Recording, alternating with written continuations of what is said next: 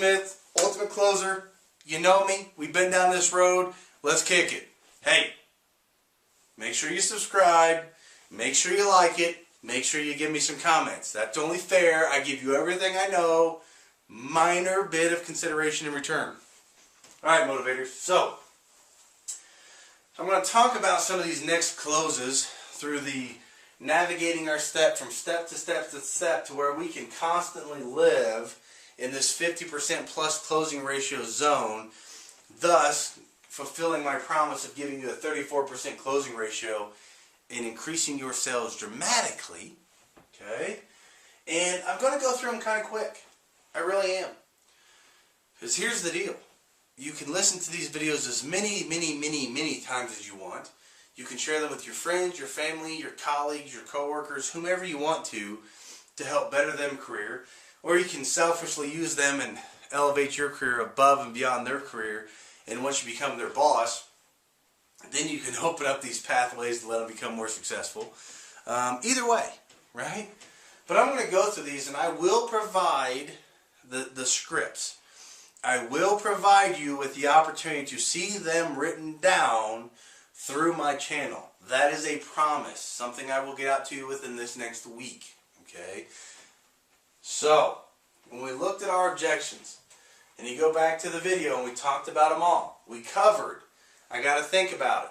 Okay? We've covered that one. We've covered how to transition objections from the, hey, I need to sleep on it, I need to pray on it, and transition those to think about it. We've talked about give me your card. So let's talk about just looking. The first one up there, right? So, just looking. Not a problem. You see how most of my closers are going to start out with some sort of de-escalating statement to bring them down, to give them that peace of mind of thinking they're winning. So not a problem. Every one of my customers that has ever done business with me was just looking at one point in time. What I like to do is give you all the information that you need to make an educated buying decision when you're ready to do so. Fair enough? So let's talk about that brief close real quick. Not a problem. Okay? Every one of my customers that has ever done business with me was just looking at one point in time. In that sentence, there's two profound things. One is a value building statement, me saying, listen, you're not alone. A lot of people have done business with me, and I continue to remain here because I'm a good person to do business with. And when I take them from feeling isolated, and I take them from being skylined over here, and I move them into the herd, that is called a social normalization statement. I'm going to say it again. Look it up. Social normalization.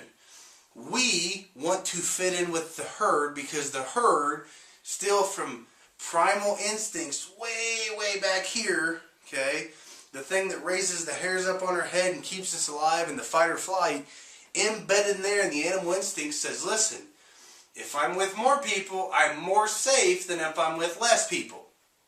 So when I do my social normalization statement, I put them at ease at both a conscious and subconscious part of the brain, making them feel comfortable.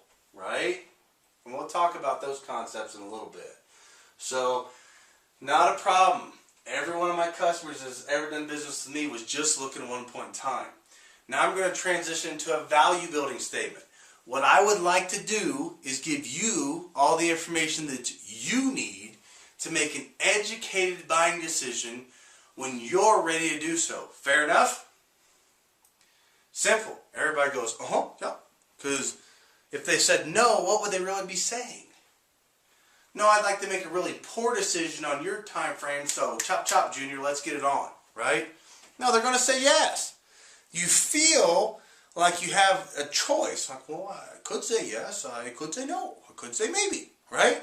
But the reality of it is there's only one logical choice, and you're going to say it time and time again. Don't care how many times you hear that objection, don't care how many times you use the close, you're going to hear the same thing. Yep, that's what I want to do, right? Because they feel educated. They feel secure.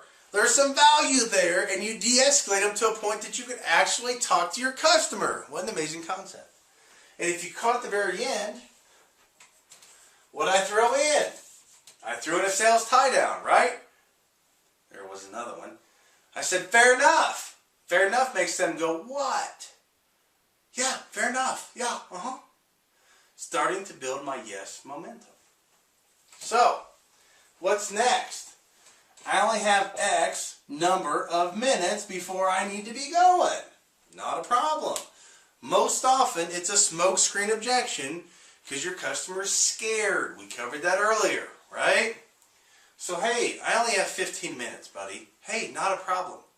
And this is exactly how I do it. Not a problem. 15 minutes is more than enough time for me to go ahead and give you some of the preliminary information that you're going to need to help continue to further your research so that you can make an educated buying decision when you're ready to do so. Fair enough? Yep.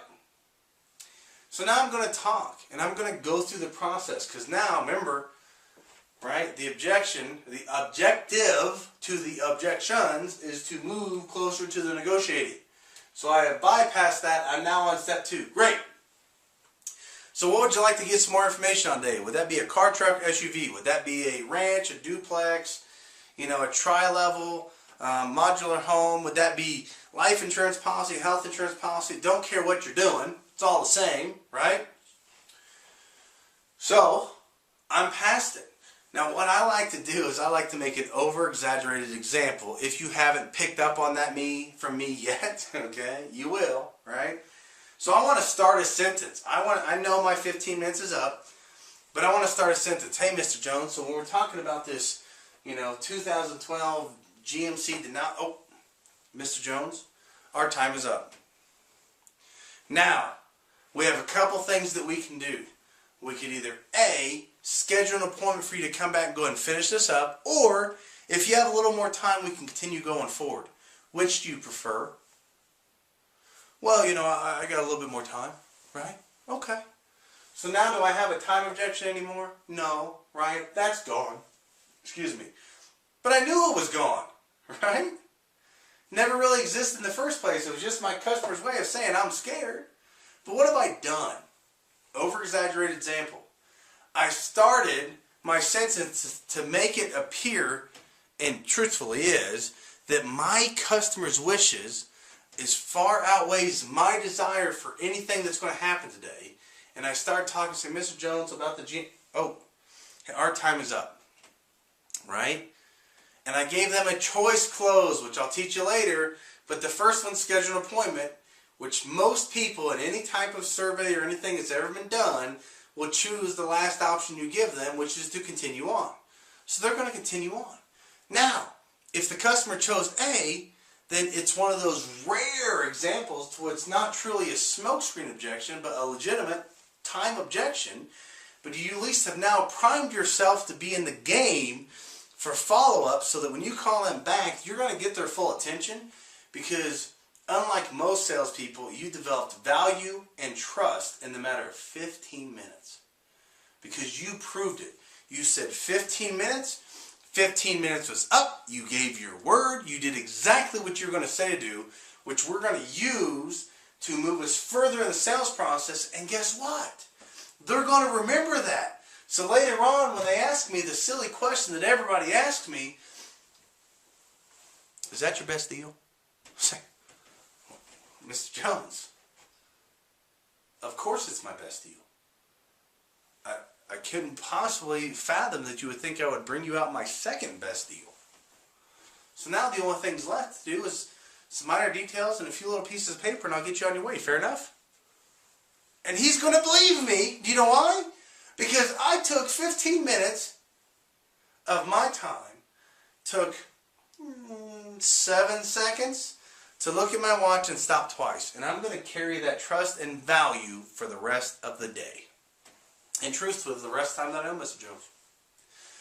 So, listen, stay tuned. I'm going to come back. I'm going to talk about, several more of these. I'm going to get through the entire objection line. And then we're going to move on to understanding objections, how to close them, how to handle them, how to isolate them, the steps to do it. We're going to talk about all kinds of things. And it's going to be exciting. Do you know why? Because you should be feeling motivated on that side. You should be thinking, my goodness, finally, I have somebody actually giving me the things that I can take and go, yeah, That's yours today. That's mine tomorrow. Hey, give me your card, not a problem. My guess is you're looking for a great vehicle at a great price without being hassled, am I right? Learned that all on my own. Be our little secret. So, please do me a favor. Subscribe, like, give me some comments. I'll be back in just a moment. Thanks, folks.